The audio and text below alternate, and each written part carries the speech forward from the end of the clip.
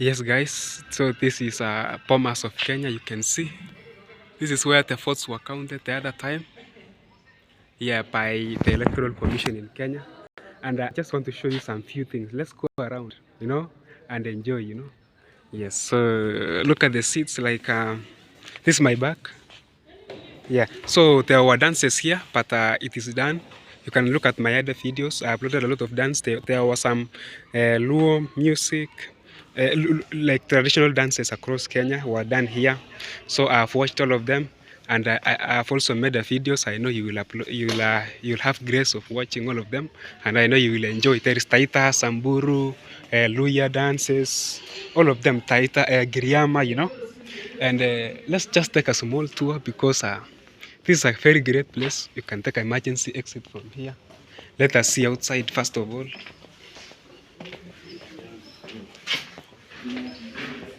Yeah, so this is at the back of the house. You can see, guys, look at it. You can see there are baboons on the other side, guys. Look at the baboons. There are baboons walking there.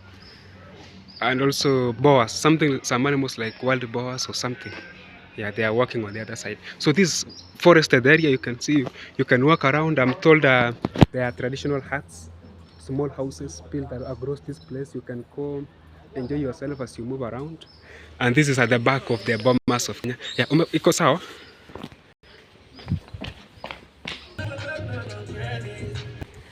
Yes, guys. So this is a baboon. Look at the baboon here. Yeah, so when I was filming there, I was told it's not allowed to film, but at least we have had a small footage. This is a baboon with this child, guys. Yeah, look at the baboons. Yeah, that's its child.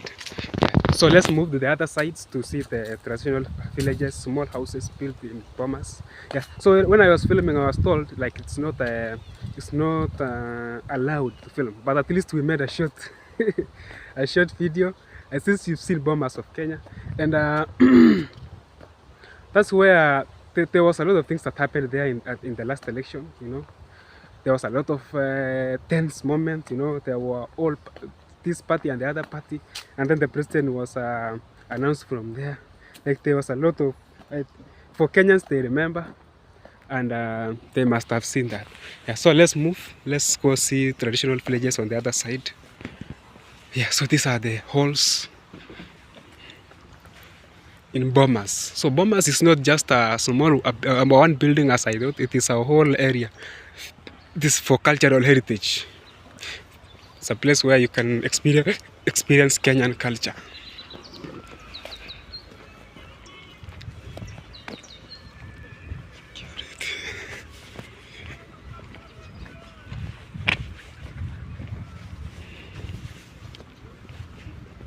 Yeah, so we are working with these white people. Bomas, you can see this. It looks like a card. What card? Like calabash card. Yeah. So it means this is a heritage area. So let's go. No vehicles beyond this point. So is this a map or something? Curio shop, pastoralist heads, homesteads, Aembu homestead, Meru, Kikuyu, Kamba, Kalenjin, Teso, Luo, Mechikenda, Taita, Kuria, Kisilwe. So this is like a map for different botanical garden. So this is like a map for different homesteads for different communities in Kenya. And then there are these communities here, Michikenda, all these Kikuyu. Yeah. So we are going to look for all of them. And remember the amount of shillings I paid. It's just 500 shillings for all these guys. Only 500 shillings you pay. That's for citizen. So I don't know for foreigners, maybe 2,000. I had a foreigner being told 2,000 shillings. Yeah. So I think that is the price. And then you will enjoy everything. You will enjoy the dances. And welcome to traditional homesteads. Please obtain your tickets before entering homesteads. No vehicles beyond this point. By management. Yes.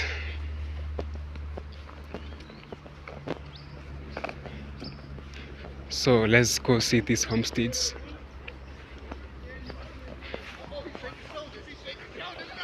So we are entering a Mechikenda homestead. in Bomas. Hey, it's grass houses, guys. Wow. So let's see this. Michikenda. They are found here in along the coast, Michikenda. And then Michikenda are Bantu and are made up of 9 communities, namely Diko, Giriama, Luruma, Kauma, Chonyi, Ribe. They live along the coastal strip.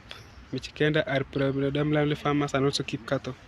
The homesteads are vary in size depending on the number of houses. Houses are built in clusters.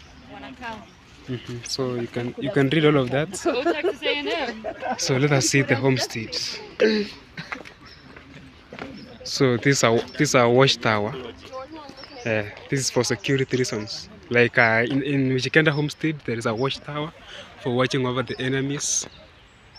Yeah, made of grass, and then grass houses, storage for dried vegetables.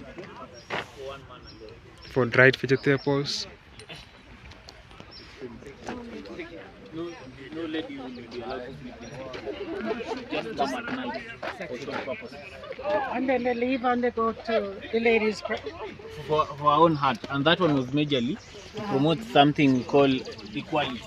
Absolutely not. This is a man's house. Yeah, it's dark actually, but when you enter inside, actually it is partitioned, only one room here and one room on the other side, and it is partitioned using trees. Yes, you can enter inside. Yes, look at this. So this is a man's house. There's another room here. This is for second wife. Second wife's hut. Yes. So this is the wife of the second hut. It's just like the other house. This is a fireplace, partitioned, and then there is something like a bed on the other side, but it is made of trees like this. Right. We just at the mall just a second ago, right? Trying to get ready for kids. And another good thing about it is to believe the first wife was the best cook. So even sometimes children from the second and third wife will come to eat at our hut. Now we also have to talk about the entrance. It's very small. This one is majorly for security, because if you're inside, you see outside better than when you're outside. And in case of an attack, whoever was inside will be in this corner with a spear. So in case somebody was to enter, they just find a spear at the entrance. So that one is just majorly for security. So, no, the wives usually got along, but in minimal ways. So sometimes you'll find the huts are Kind of very far separate. from each Yeah. other. Smart. Yeah. When we got mad with each other, we blocked each other on Facebook. Right. on Facebook.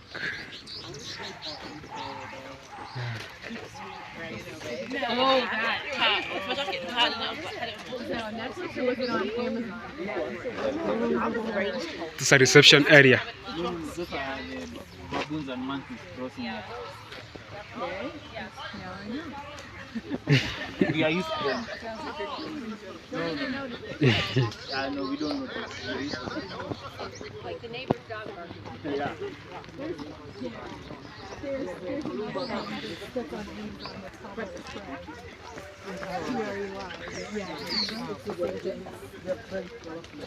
Yeah. But I mean, it's been, I'm vaccinated.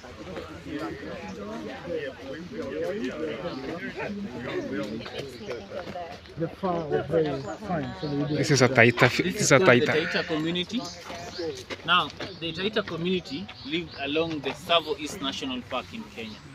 And now, as you have heard, this is the national park, meaning they faced lions most of the time. And the lions kept attacking their livestock, the cows, goats, and sheep.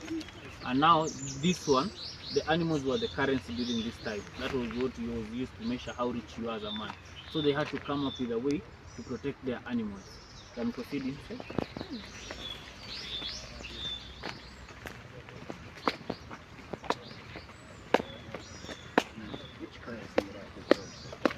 Guinea pigs or wives or animals? Right. Husbands' huts. Okay. So for the Taita, we have to talk about this hut. The husband. This is the husband's hut, or I like to say the main man's hut. And as you can see, it has two walls, and there's a space in between which runs all round. That was where the animals will sleep. They will sleep with the man to show he's protecting and watching over them. Oh. And also because he sleeps with the animals, there was a very foul smell. But now, for the Taita, that was the rich man's perfume, because it meant you are very rich. And that's why you find men from this community don't like dating so much, because that was what was used to show how rich you are. If you the most think you are, when this guy is a wealthy guy, so people will be associated to that guy. Wow. That's amazing. The house has two walls, so animals used to sleep on the other side. You know, the sun was It's raining.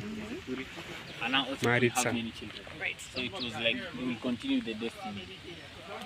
Here is the married son's hut, and whichever community where you go and you see we have the married son's hut, this means the son here has married but he's not yet wealthy. That's why he's still. That's why he's still here. Yes. But now he was given a restriction. He will sleep with his wife, but they were not allowed to have children. Meaning he was not allowed to engage in any sexual encounter with his wife up until he moves out. And that one was to encourage him to work hard, get wealth, and move out. Then he can enjoy his wife. That's a good incentive. Incentive. That's the hat for the first wife.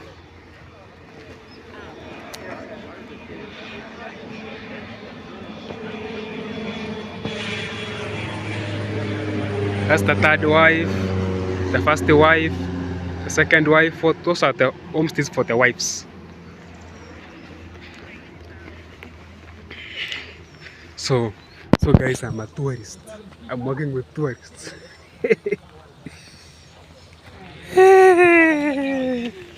It's raining, guys. That was the Taita homestead. Like, it's not really a home, but that's basically what the segment is. And the reason it's not a segment is because, so they started. Are you guys okay with it? You know, should we just cut this? I'm fine. I'm We fine. have a dryer at the hotel, Yeah. right? I need Okay. to wash my hair anyway. So. I just need to make sure this is dry tomorrow. Coastal community. This is the Korea. Now, this is called the Korea community. And back to the question somebody had asked if the wives got along. This is the only community where the wives got along. And that's why you find all the huts are built closer to each other. This is the only community where the family unit had the strongest bond. That's why they live near to each other. And also for them, the houses you'll find all of the huts have two doors. There's this back door and there's a front door. Except for the unmarried son and the grandmother. It's because those two never received any visitors. The grandmother wasn't to receive visitors for protection. The unmarried son will not receive visitors because he's not yet married. Nobody will like to associate with him. Now, also, the front door, which was in the inside part, was only for the man alone. It was believed if you are not the husband and you enter from the front door, the spirits will kill you on the spot. So, as a visitor, you are only to use this back door. And now, also, the doors were small because you were to show respect to the owner of the homestead while you entering. Because you enter while bowing. I'm pretty sure that people tried it. You like to get inside and see? Sure. They're just like, January, there's a tree that took like First to us, who built this hut? It's so... This looks like a granary or something. So the houses have two doors. So this is the back door? No, we don't. Yeah, this is the back door and then the front door. No, I don't want to go in the wrong door. Yeah, guys, let's enter in. Let's enter. This is a fireplace. Looks like that's a bed, and this is the partition.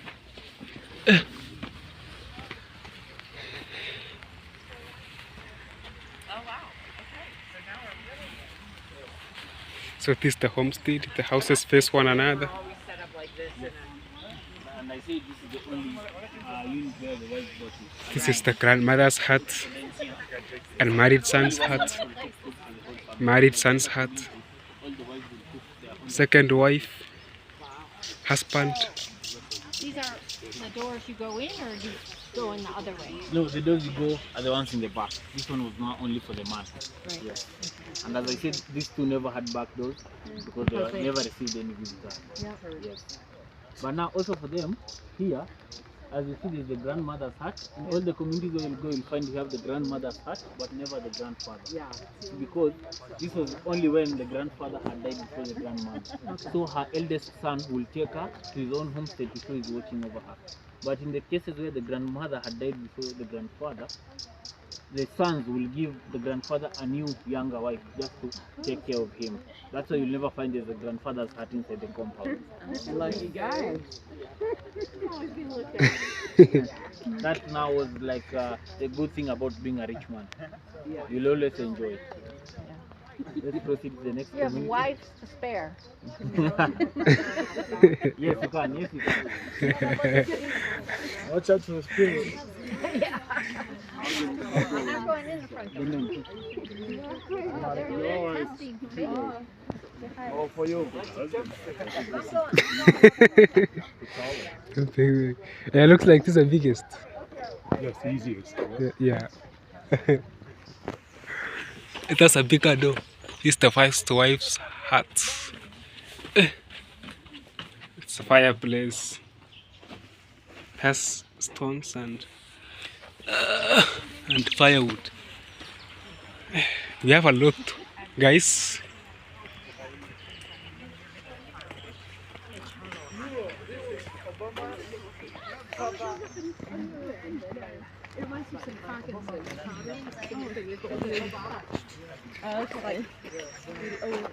Here's the Luo community. This is for the Luos, guys. Look. Luos, they live here in Kenya, along Lake Victoria here. Yeah, the blue or the green. Is it blue or green? This blue, yeah. Luos, you can read the story there.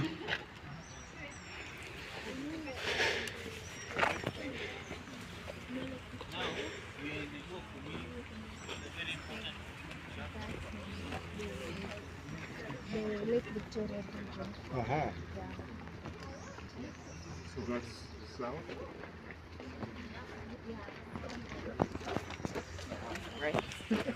Looks like a granary, this one.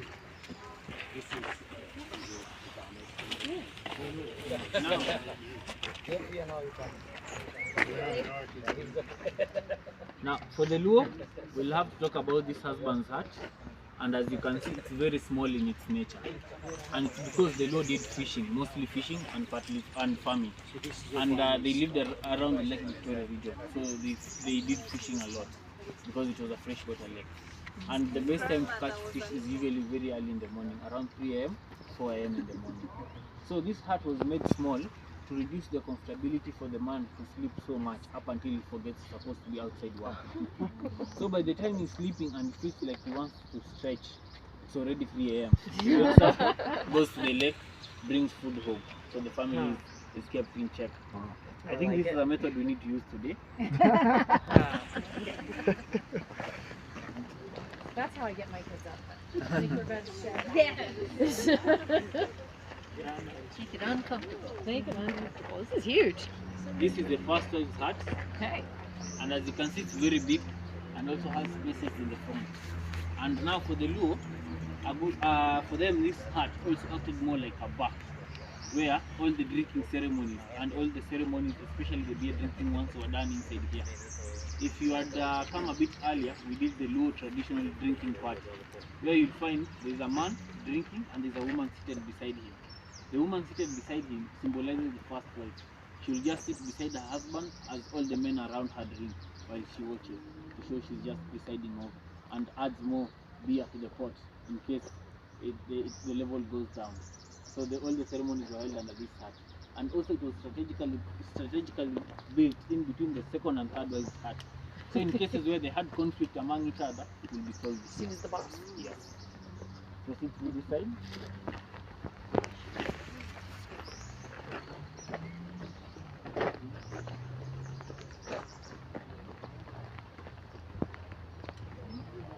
That was the third wife. Looks like a granary.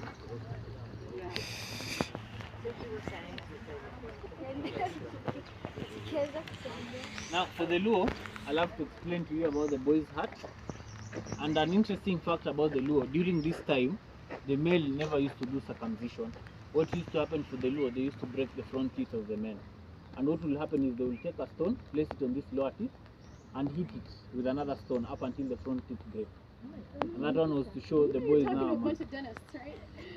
Oh, so it used to be done that way. It was now to usher to remove the cowardness from the man and instill bravery in him, so he becomes a very strong man. After then, the boys were allowed to build this small hut, but now the boys here will build this hut strategically away from the husband's view, closer to the gate. Because sometimes they like to sneak in girlfriends all the time. So they will just sneak in their girlfriends and work on them, then take them out. Work on them. Work on them. Work on them. You need to say work on them. Are you waving the Because it was believed.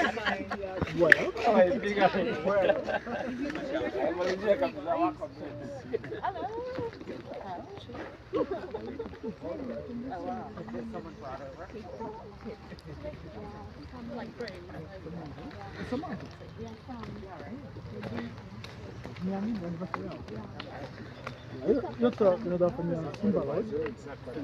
Wako na dance, wako na ya Mary kwa hapo boss. Ya Mary kwa. Tulifikia. Sida manage kuipitia. Iko mbali. Na yangu. Borona yako utaona.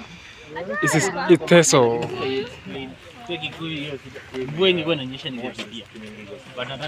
Na Wakale? Kuna Wakale? Ya Wakale ndio hii. Oh, basi. Tutaingia nyumbani sasa. Turudi bila mbio.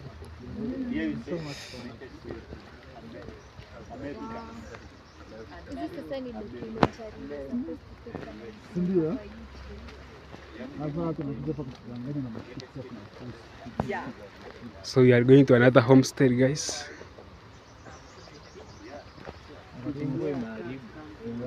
Niko nimesema itanyesha 7. Nimeshtuka wenyewe mimi. Nani kuja mapema kabla masaa yake. Uko hata hivi trust internet hata hivi tunaangalia It's another homestead. Now we are in the Iteso community. Iteso. Granaries there. Now we are in the Iteso community. Now for the Iteso community, something interesting about them, this is the only community that did more like what we like to call a suitability test of the land.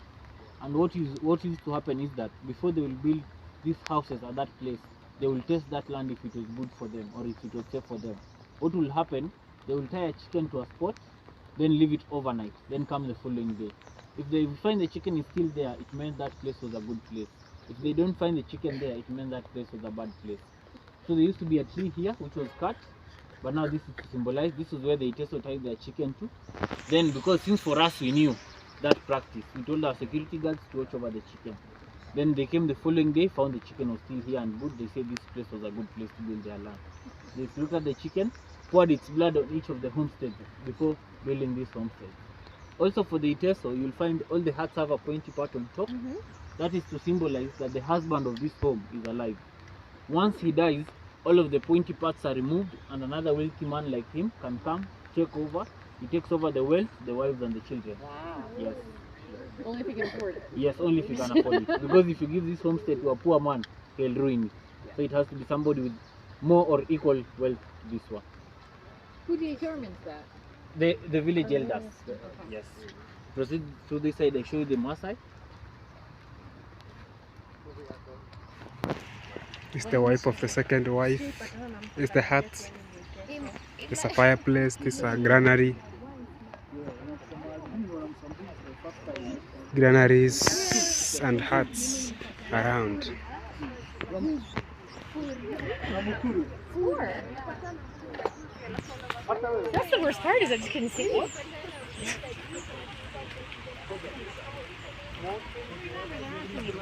I know. So that's the best part. Is you wake up when the sun's up. Yeah. It's the Maasai huts, guys. Look at how they are. This